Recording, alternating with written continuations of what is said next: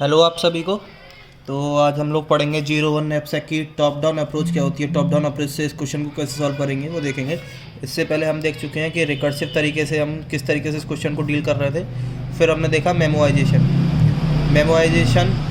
इसे हम bottom up approach भी कहते हैं कि बॉटम अप और मेमोइजेशन एक ही चीज़ है। मतलब हमने रिकर्सिव देख लिया, हमने बॉटम अप देख लिया, आज हम देखेंगे टॉप डाउन। ठीक है, तो देखो हम पहले मैं बताऊं कि हमने रिकर्सिव में क्या किया था।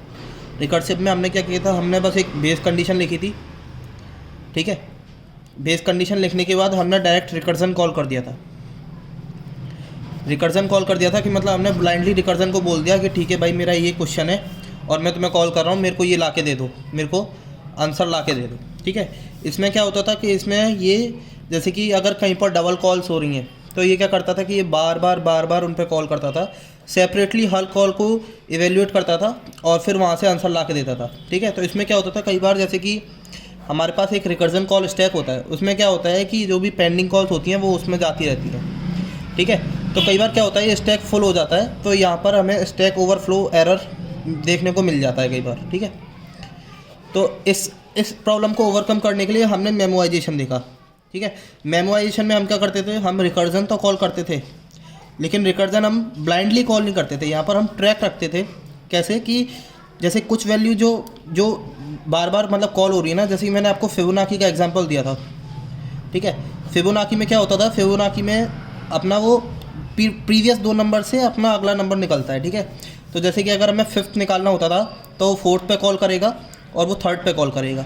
ठीक है, फिर फोर्थ निकालना होता था वो थर्ड पे कॉल करेगा और वो सेकंड पे कॉल करेगा। इस तरीके से फिबोनाची चलता था। तो जब मैंने यहाँ पर थर्ड निकाला था ना, तो मैंने इसे स्टोर कर लिया था और जब यहाँ पर इसने थर्ड दोबारा पूछा तो मैंने इसे दोबारा इवेल्यूएट नहीं किया, मैंने यहीं से इसकी वैल्यू ले ली और इसे डायरेक्टली यूज़ कर लिया। तो इस चीज़ को करने के लिए हम यहाँ पर एक मैट्रिक्स का यूज़ करते थे और उसमें हम अपनी वैल्यू स्टोर करते रहते थे और रिकर्जन हम यूज़ करते ही थे। तो उससे क्या होता था कि हमारा ये जो स्टैक ओवरफ्लो वाला एरर था ना, ये हम ख़त्म कर देते अपना, क्योंकि हम ब्लाइंडली कॉल नहीं करते थे, जिससे कि नंबर ऑफ़ कॉल्स भी कम रहते थे और हम थोड़ा जल्दी भी एग्जीक्यूट कर लेते थे। अब टॉप डाउन में क्या है कि टॉप डाउन में हम अपने रिकर्जन को, जो हम रिकर्जन अभी तक यूज़ कर रहे थे, उसे बिल्कुल ओमिट करना चाहते हैं। मतलब क्या है कि हम रिकर्जन का बिल्कुल यूज़ नहीं करेंगे। हम जो मेमोइजेशन में जो टेबल बना रहे थे ना, हम इस टेबल की हेल्प से ही पूरा क्वेश्चन सॉल्व करना है। कि मतलब पहले मैं इस पूरी टेबल को फिल करूँगा और फिर मैं ये वाली जो सेल होगी इसमें मेरा आंसर होगा, उस आंसर को मैं रिटर्न कर दूँगा। ठीक है, तो ये हमारा टॉप डाउन था। तो आज हम इस वीडियो में बस देखेंगे कि इसमें इस टेबल का जो हमने सुना होगा कि इनिशियलाइजेशन होता है, उस इनिशियलाइजेशन को किस तरीके से करना है, उसमें रिकर्जन किस तरीके से हेल्प करता है, आज हम इस वीडियो में ये देखेंगे। ठीक है, तो देखो क्या है कि जैसे कि मान लो ये टेबल होती है ना, जैसे कि ये टेबल है, हमने ये टेबल बनाई है अपने क्वेश्चन के लिए। हमारा नैपसैक का क्वेश्चन है। ठीक है, हमने ये टेबल बना ली। मान लो ये हमारी टेबल हो गई। इधर एन वेरी कर रहा है, इधर कैपिटल डब्ल्यू वेरी कर रहा है। ठीक है, इसकी इंडेक्सिंग कर लेते हैं 0 1 2 3 4 0 1 2 3 4 5। ठीक है, इस तरीके से है। तो ये जो 0th रो और ये 0th जो कॉलम होता है ना, ये जो दोनों चीज़ें होती हैं, ये वाली रो और ये वाला कॉलम, ये दोनों चीज़ें हम इनिशियलाइजेशन के लिए यूज़ करते हैं। ये हमेशा हम इनिशियलाइजेशन के लिए यूज़ करेंगे। ठीक है, ये वाली रो और ये वाला कॉलम मैंने ये हाईलाइट कर दिया है, आपको समझ में आ रहा होगा कौन सा। ठीक है, ये हम हमेशा इनिशियलाइजेशन के लिए यूज़ करेंगे। अब हमें इनिशियलाइजेशन की ज़रूरत क्यों पड़ती है, तो देखो जब हमने रिकर्सिव का कोड लिखा था ना, जब हमने रिकर्सिव का कोड लिखा था तो हमने देखा था कि हम वहाँ पर बेस कंडीशन लिख रहे थे। ठीक है, बेस कंडीशन क्यों लिख रहे थे, क्योंकि भाई रिकर्जन बार बार कॉल करता रहेगा, फिर उसे कहीं एक कंडीशन ऐसी मिलनी चाहिए ना जहाँ से वो रिटर्न करना शुरू करे। ठीक है, तो वो बेस कंडीशन होती थी। तो हम यहाँ पर बेस कंडीशन लिख रहे थे। अगर आपको रिकर्सिव कोड की बेस कंडीशन याद हो तो वो ऐसी थी, इफ़ n = 0 और w = 0 रिटर्न 0। ठीक है, ये हमारी रिकर्सिव कोड की बेस कंडीशन थी। ठीक है, इसमें क्या होता था, क्योंकि हमें जो नैपसैक का क्वेश्चन है ना, वो क्या बोल रहा है कि वो हमें एक आइटम एरे दे रहा है, और एक वैल्यू एरे दे रहा है। ठीक है, और हमारा जो नैपसैक है उसकी मैक्सिमम कैपेसिटी दी है और हमसे पूछा है मैक्स प्रॉफिट। ठीक है, अब हमने बेस कंडीशन कैसे निकाली? बेस कंडीशन हम निकालते हैं कि अपना जो लीस्ट वैलिड इनपुट जो होता है, लीस्ट वैलिड इनपुट होता है ना, वो हमारा बेस कंडीशन में यूज़ होता है। तो देखो हमें दो चीज़ें दी हैं, आइटम एरे और अपना नैपसैक की मैक्सिमम कैपेसिटी, एक वैल्यू एरे भी दिया है। तो जो अगर हमारे पास आइटम एरे में ही एलिमेंट जीरो हो जाएंगे तो हमारे पास कुछ प्रॉफिट नहीं होगा, या फिर हमारे नैपसैक में जो हमारे नैपसैक की मैक्सिमम कैपेसिटी है हम इसे जीरो कर दें कि भाई हम नैपसैक में कुछ रख ही नहीं सकते, तो तब भी हमारा प्रॉफिट जीरो हो जाएगा। तो वो हो गई हमारी बेस कंडीशन, ठीक है। अब इस बेस कंडीशन को यूज़ करके हम इस टेबल को कैसे फिल करेंगे, कैसे इसको इनिशियलाइज करेंगे, वो देखना है, ठीक है। तो देखो क्या होगा कि ये एक टेबल है, ठीक है, ये एक टेबल है हमारी,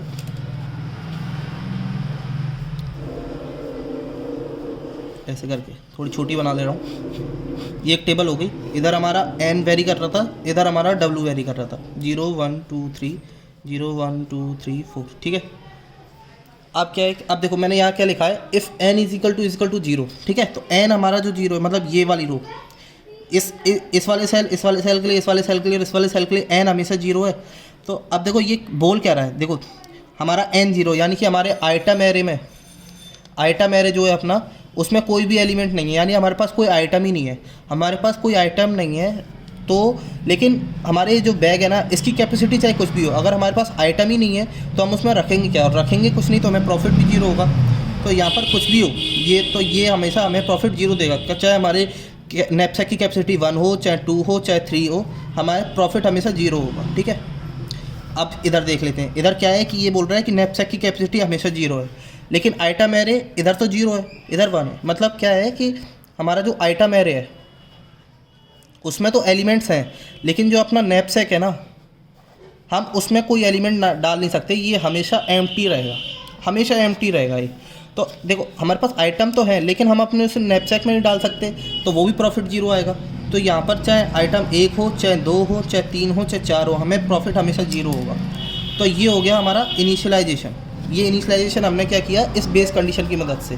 तो देखो मतलब अगर इसको कंक्लूड करें ना, तो कंक्लूजन में हम क्या बोल सकते हैं कि अपने को ये रिकर्सिव कोड जो है, ये पूरी डीपी की जान है, अपने को ये लिखना आ गया ना रिकर्सिव कोड, तो अपने को मेमोराइजेशन में भी दिक्कत नहीं होगी और अपने को टॉप डाउन में भी दिक्कत नहीं होगी। देखा ना, मतलब हमने सिर्फ रिकर्सिव की बेस कंडीशन को देखा और हमने वहाँ से अपनी टेबल पूरी इनिशियलाइज कर ली, ठीक है। अब बस आपको हमने यहाँ पर 0 0 लिखा है, ठीक है। अब इस टेबल को जिस तरीके से हमने इतना फिल किया है ना, इतना फिल करने के लिए आपको कोड लिखना है। तो आप कोड इसमें क्या लिखोगे, इसका बस इतना सा कोड हो जाएगा। हम 2 फॉर लूप का यूज़ करेंगे, for int i is equal to 0, sorry i less than n+1 i plus, फिर एक फॉर लूप और आएगा क्योंकि हमारी मैट्रिक्स हमें फिल करनी है, int j equal to 0, j less than w+1 j++, ठीक है। और उसके बाद हम लिख देंगे कि if i is equal to 0 और j इज इक्वल टू 0, उस टाइम पे हमारी जो टेबल है डीपी, उसकी जो सेल है वहाँ पर हमें 0 वैल्यू रखनी है। ये हमारी टेबल का इनिशियलाइजेशन हो गया। तो देखो ये क्या बोल रहा है कि या तो i 0 हो या j 0 हो, इन दोनों में से कोई भी 0 है ना, जिस सेल में इन दोनों में से कोई भी 0 आ गया वहाँ पर उस सेल की वैल्यू 0 हो जाएगी। तो देखो ये इसकी क्या है, ये वाली जो सेल है इसका जो एड्रेस है वो है 0,0, ठीक है। इसका जो एड्रेस है वो है 0,1। तो यहाँ पर जहाँ पर भी अपने को 0 देखने को मिल रहा है ना, वहाँ पर हमने वैल्यू 0 कर दी है, ठीक है। तो ये तो हो गया अपनी टेबल का इनिशियलाइजेशन। बाकी जो मेन कोड का वेरिएशन होगा ना टॉप डाउन के लिए, जो टॉप डाउन कोड के लिए मेन कोड वेरिएशन होगा वो हम अगली वीडियो में देखेंगे।